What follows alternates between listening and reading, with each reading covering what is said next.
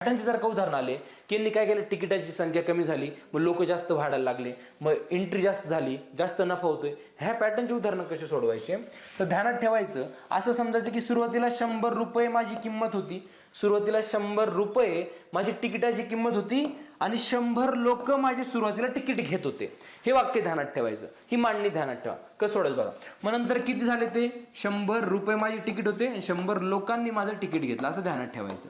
ठीक आहे. मग आता काय झालं, शुल्क काय झालं, 35% कमी केलं.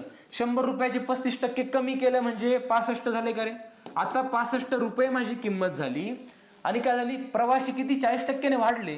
जे 100 जात होते वाढले म्हणजे काय, 100 मध्ये 40 मिळालं, एवढे ते वाढले. आता एवढे लोक जायला लागले. ही मांडणी नीट समजून घ्या फक्त. आता याचं उत्तर कसं येतं, काय येतं, जर तुम्हाला खूप सारे उदाहरण तुम्ही सोडवले, तुम्हाला एक गोष्ट ध्यानात येईल, तुम्हाला काय करावं लागतं, यांचा गुणाकार करावा असतो, यांचा गुणाकार करावा लागतो. ठीक आहे. कसं, ती आता ट्रिक मध्येच मोडली. यांचा गुणाकार करा. काय येतो यांचा गुणाकार, यांचा गुणाकार काय येईल मला सांगा, काय येईल तो 140, 14 गुणिलेच करा, 65 गुणिले 14 करा डायरेक्ट. ठीक आहे. 14 5 70, 7 गेले, 14 84 7 किती होता रे, 4 7 4 91, किती झाले 91. बरोबर, पुढे एक शून्य लावला.